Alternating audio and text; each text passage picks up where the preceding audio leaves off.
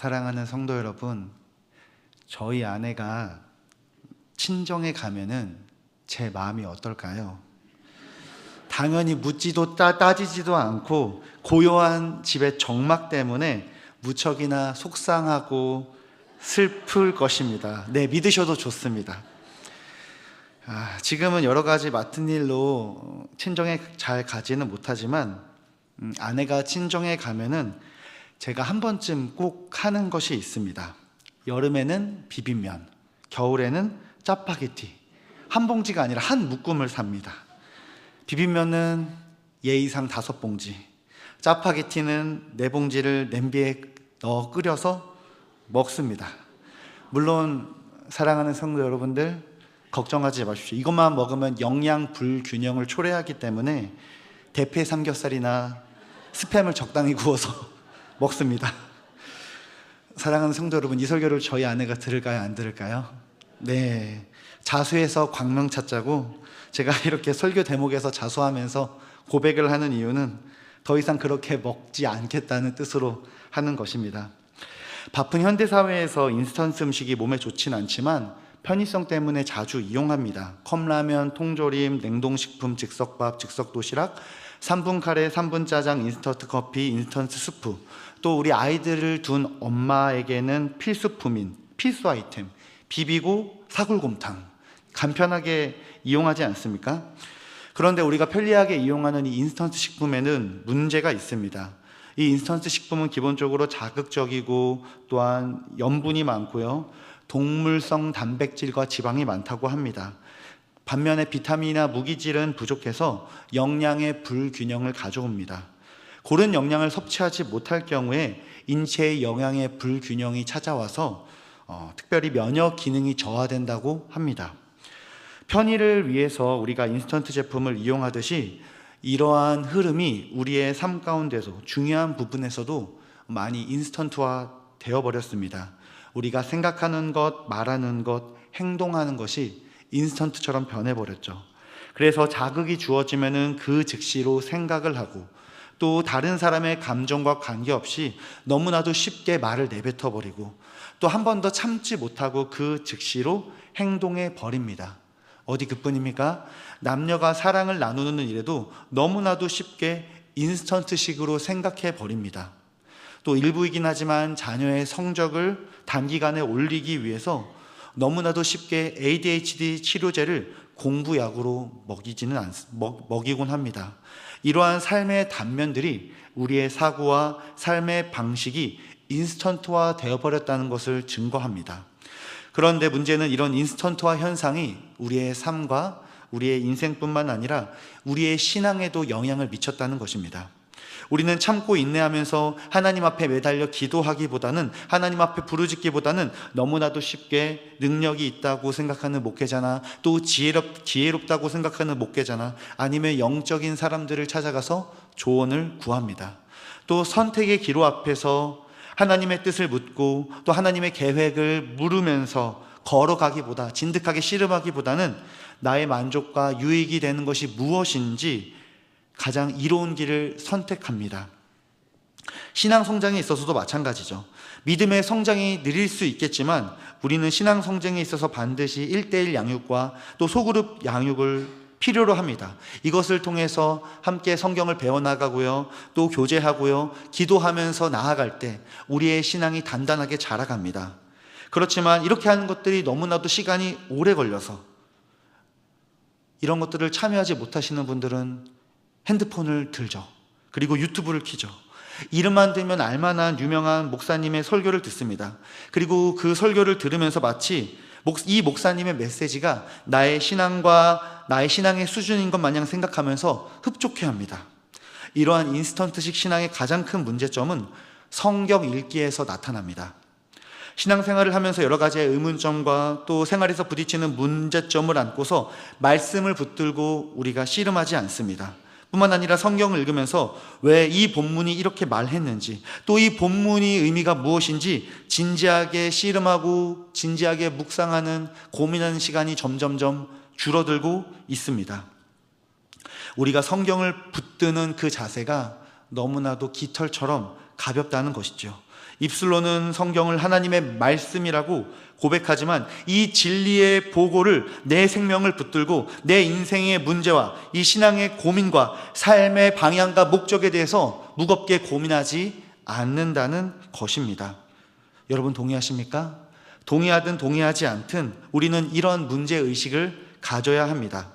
왜냐하면 말씀이 육신이 되어 우리 가운데 거하신 분이 예수 그리스도이시며 우리가 그 말씀이 육신이 되신 예수 그리스도를 날마다 묵상하고 그 말씀을 배우고 그 말씀이 우리의 살과 피가 되게 하면 갈수록 우리가 예수 그리스도를 닮기 때문입니다.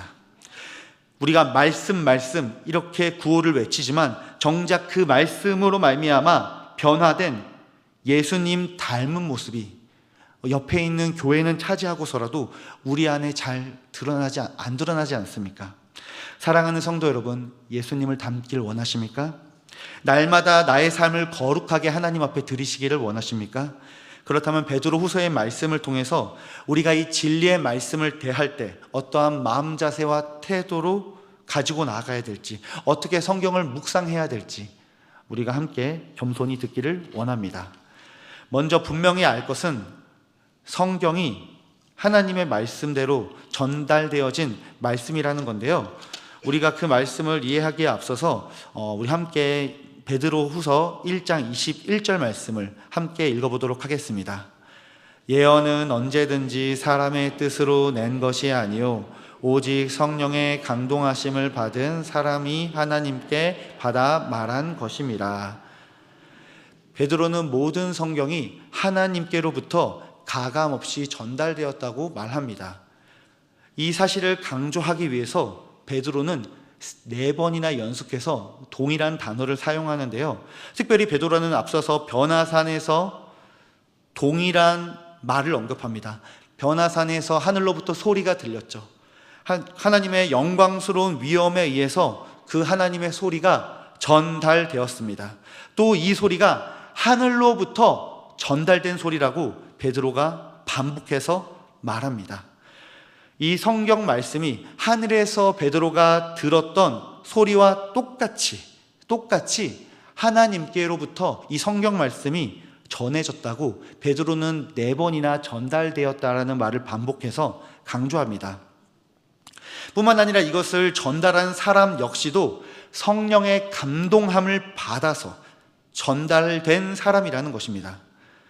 사도 베드로는 이 하나님의 말씀이 하나님께로부터 그대로 전달되어진 말씀일 뿐만 아니라 이 말씀 자체가 말씀을 기록하고 전달한 성령의 감동에 의해서, 성령님에 의해서 전달된 사람들을 통해서 나왔다고 말합니다. 그래서 성경은 하나님께로부터 그대로 전달되어 우리에게 전해진 말씀입니다. 그렇기 때문에 성경을 대할 때 우리가 주의해야 되는 것이 있습니다. 바로 이 하나님의 말씀을 사사로이 풀 수 없다는 것이죠. 사도 베드로는 거짓 교사들을 경고하면서 이들이 자기의 마음대로 성경을 해석한다고 밝힙니다.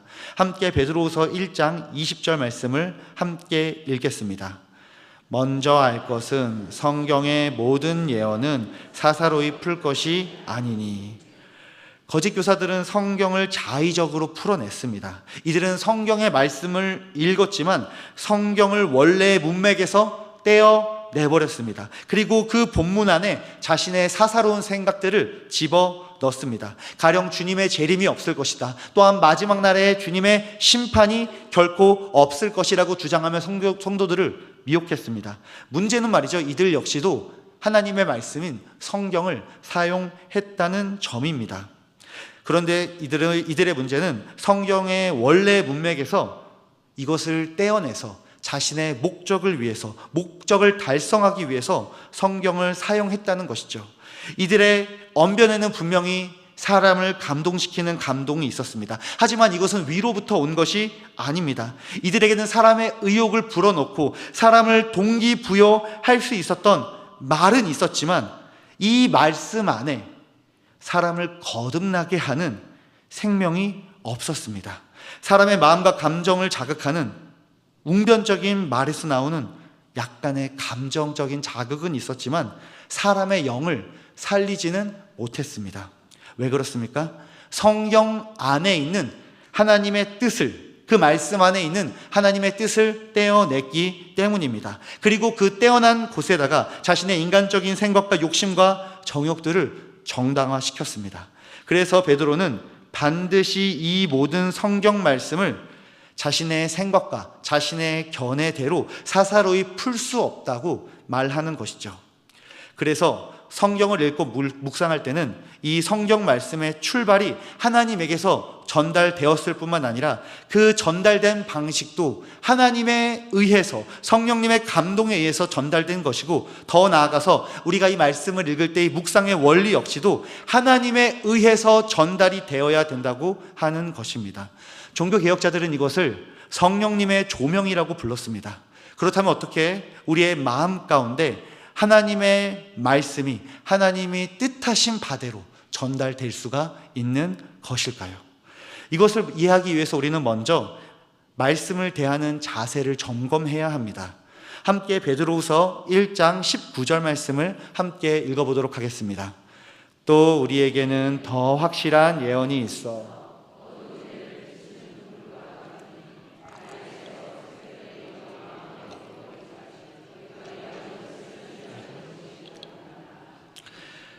지금 베드로는 더 확실한 예언의 말씀, 곧 성경이 어두운 데서 빛을 비추는 등불과 같다고 얘기합니다.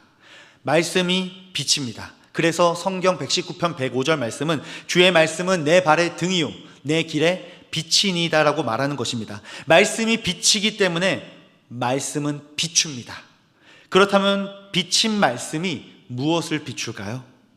오늘 읽은 19절 말씀을 보시면은 이 계시의 말씀이 비추는 등불이 어두운 데를 비춘다고 합니다. 그 어두운 장소는 말이죠, 19절 하반절에 있는 19절 하반절에서 말하는 것처럼 우리의 마음입니다. 그렇다면 말씀이 빛이라면은 우리의 마음이 무엇인가요? 어둠이라는 것이죠. 그런데 이 역사적인 사실이, 이런 역사적인 성경의 가르침이 뒤집어졌던 시기가 있습니다. 유럽의 중세시대를 지나서 근대의 여명이 등터오르면서 17세기, 18세기 유럽에서 계몽주의 시대가 열립니다. 계몽주의 시대에는 이성을 빛으로 해서 중세의 어두움을 물리치고자 했습니다. 성경 역시도 어두움이고요. 그렇기 때문에 이성의 빛으로 성경을 읽으면은 그 말씀의 의미가 분명히 깨달아질 것이라고 계몽주의자들은 생각했습니다. 그 결과가 어떻습니까? 성경의 역사성을 부정하고요, 성경에서 일어났던 기적들을 철저하게 부인하게 됩니다. 뿐만 아니라 성경이 하나님의 말씀이라는 사실까지도 철저하게 외면되어 버렸습니다. 거짓 교사들 역시도 자신들의 머리가 빛이고 성경 말씀이 어둠이라고 여겼습니다. 그렇기 때문에 자신들의 생각의 빛으로 이 말씀, 어둠이 말씀을 비추면은 의미가 떠오른다고 생각했습니다. 그러나 성경은 하나님의 말씀입니다. 그 말씀이 빛입니다. 그 말씀의 태양빛 앞에서 나의 작은 촛불을 들고서 이 태양빛을 비춘다고 말하면은 얼마나 우스운 꼴이 되겠습니까? 그래서 사도 베드로는 이 성경의 말씀이 확실한 태양과 같은 빛이라고 얘기합니다. 말씀이 태양과 같은 빛이라면은 우리의 마음은 무엇이죠? 어둠이 될 수밖에 없는 것입니다. 우리의 마음이 어둠이기 때문에 우리는 성경을 읽고 묵상할 때 하나님 앞에 전적으로 매달려야 합니다. 하나님의 말씀을 깨닫게 해달라고, 알게 해달라고 하나님 앞에 간구하면서 기도해야 한다는 것입니다. 한 사람에 대해서 우리가 알기 위해서도 우리는 그 사람과 사귀고요, 그 사람과 함께 밥을 먹고요, 그 사람과 함께 대화를 합니다. 하물며 창조주이시며 우리를 구원하시는, 우리에게 거듭난 생명을 주시는 하나님을 안다는 것은 그 깊이가 다르다는 것입니다. 하나님께서 말씀으로 우리를 깨닫게 해 주실 뿐만 아니라 말씀의 빛 가운데서 그 말씀을 깨닫게 하는 과정 가운데 성령님께서 우리의 어둠을 걷어내시고 조명해 주셔야 된다는 것입니다. 그래서 하나님께서 의지적으로, 주권적으로 우리에게 그 말씀을 가르쳐 주셔야지만 우리는 그 하나님의 말씀의 깊은 뜻을 깨달을 수가 있습니다. 그래서 성경을 읽을 때, 성경을 묵상할 때 우리에게 반드시 필요한 덕목이 있습니다. 바로 겸손입니다. 하나님의 말씀이 빛이기 때문에, 그 말씀을 묵상하는 내가 어둠이기 때문에 말씀의 빛 아래 겸허하게 내 자신을 내려놓고 그 말씀이 나를 다 비출 때까지, 다 비추어서 내 자신을 드러낼 때까지 겸손하게 말씀의 빛 아래 기다려야 한다는 것입니다. 그래서 베드로는 말씀의 빛이 우리의 마음에 충만하게 비추이기까지 주의하라고 권면합니다. 다시 한번 베드로후서 1장 19절 말씀을 밑 뒤에 있는 빨간색 글씨로 한번 같이 함께 읽어보도록 하겠습니다. 날이 새어 샛별이 너희 마음 가운데 떠오르기까지 너희가 이것을 주의하는 것이 옳으니라. 우리는 말씀을 읽을 때 이 말씀의 빛 아래 거해야 합니다. 그 빛이 말씀을 이해하는 나의 마음을 비추이도록 기도해야 합니다. 그 말씀 가운데 거하면서 기다려야 된다는 것이죠. 내가 어둠임을 인정하기 때문이죠. 그리고 내 이성이 어둠이기 때문에 말씀의 빛으로 이성이 밝혀질 때까지 기다려야 한다는 것이죠. 그 빛이 내 어둠과도 같은 이성을 비추고 또한 나의 상한 감정을 비출 때까지 지속적으로 빛이신 말씀 가운데 거해야 합니다. 그리고 그 말씀 안에는 빛과 함께 생명이 있기 때문에 그 말씀이 생명 안에서 우리의 모든 더러움과 썩어짐과 허무함을 내몰기 때문에 우리는 그 말씀의 빛 아래에서 생명을 누려야 한다는 것입니다. 우리는 우리의 마음 가운데 이 새벽별이 떠오를 때까지 그 말씀을 주목하며 기다려야 합니다. 이것을 주의하라고 사도 베드로는 베드로의 교회에게, 베드로의 편지를 받는 교회에게 격려하면서 그 묵상하는 방법을 가르쳐 주는 것입니다. 성경 말씀을 듣고자 하는 분들, 그 말씀의 빛 아래에서 자신이 온전히 밝혀질 때까지 기다리는 성도들은 그 빛 앞에서 자신을 겸손히 비추면서 머물러야 합니다. 자신이 그 빛에 노출되어야 하고요. 또한 그 자신이 그 빛에 의해서 밝혀져야 합니다. 그리고 그 빛 안에, 그 말씀의 빛 안에 오래 머물면 머물수록 말씀을 묵상하는 한 영혼 안에서 치유가 일어납니다. 회복이 일어납니다. 지식이 생겨납니다. 그 지식은 비단 하나님을 아는 지식일 뿐만 아니라요, 말씀의 빛으로 드러난 자기 자신을 아는 지식입니다. 이 말씀의 빛 앞에 자신의 어둠이 비추일 때, 그리고 그 말씀의 빛 아래 비추어진 내 자신을 알게 될 때, 내 자신을 보게 될 때 우리가 하게 되는 반응이 무엇이죠? 회개입니다. 우리가 말씀의 빛 아래 우리의 자신이 얼마나 빈곤한 존재이고 얼마나 우리가 비천한 존재인지를 보게 되면은 우리는 회개하고 싶지 않아도 저절로 회개하게 됩니다. 그 말씀이 우리의 심령 가운데 거해서 우리의 죄를 깨닫게 하기 때문입니다. 그 말씀이 우리의 어둠을 몰아내기 위해서 우리의 심령을 찌르기 때문에 회개하게 된다는 것이죠. 그래서 진정으로 말씀을 묵상하는 사람은요, 그 말씀의 의미를 깨달을 뿐만 아니라 묵상하는 가운데 회개를 동반한 치유가 일어납니다. 생명의 말씀으로 내 육신으로는 결코 만들어낼 수 없는 영원한 생명으로 충만해진다는 것이죠. 사랑하는 성도 여러분, 인스턴트 시대에 우리 안에 필요한 것이 있습니다. 그것이 겸손입니다. 그리고 인내입니다. 하나님의 말씀 안에 겸손히 서는, 그 밑에 서는 겸손 뿐만 아니라 말씀의 빛이 나를 온전히 비추고 채우기까지 하는 인내 말입니다. 베드로가 말하는 성경 묵상은 빛이신 하나님의 말씀을 품고 그 말씀의 빛 안에서 우리의 자신의 어둠이 밝혀지고 점점 더 확연히 그 말씀의 본체이신 예수 그리스도를 뚜렷이 드러날 때까지 그 빛 안에 부단히 머물고 거하라고 말합니다. 예수 그리스도의 얼굴 안에 있는 하나님의 영광을 나는 빛이 우리의 심령을 가득 채울 때까지 그 말씀을 주목하며 그 말씀을 갈급해하며 그 말씀이 마치 신령한 나의 젖처럼 여기며 사모함으로 나아가라는 것입니다. 물론 우리가 하나님을 얼굴과 얼굴로 마주하고 보듯이 성경의 말씀의 이 충만한 의미를 주님이 다시 올 때까지 완전히 아는 것은 사실 불가능합니다. 그래서 요한계시록 21장 23절 말씀에서는 하나님의 영광과 어린 양이 등불이 되어서 충만하게 비춘다고 말합니다. 계시록 21장 23절을 제가 읽어드리는데요, 그 성은 해나 달의 비침이 쓸데없으니 이는 하나님의 영광이 비치고 어린 양이 그 등불이 되심이라. 예수님께서 다시 오시는 새하늘과 새 땅의 그날, 하나님의 영광이 우리의 빛이 되고 어린 양 되시는 예수 그리스도께서 등불이 되어서 우리를 환하게 비추이시기 때문에 우리는 그동안 우리가 알지 못했던 그 말씀의 의미들을 충만하게, 풍성하게 누릴 수 있을 것입니다.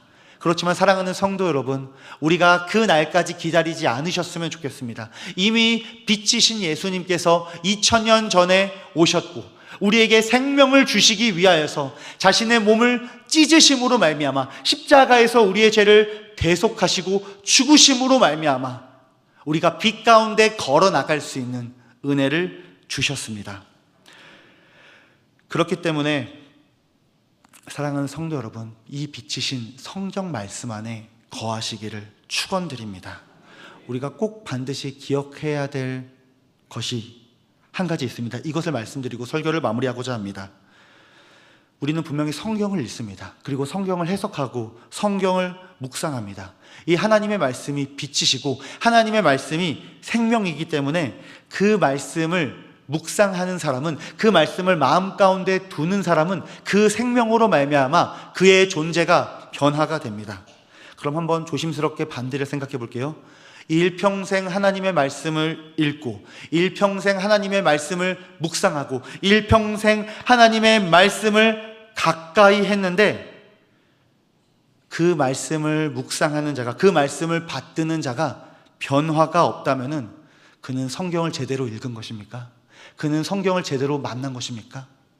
우리가 이 지점에서 진지하게 생각을 해봐야 합니다. 성경을 읽었는데, 성경을 묵상했는데 그 말씀의 생명과 빛에 접촉한 흔적이 없다면, 변화된 흔적이 없다면 우리는 성경을 잘못 읽은 것입니다.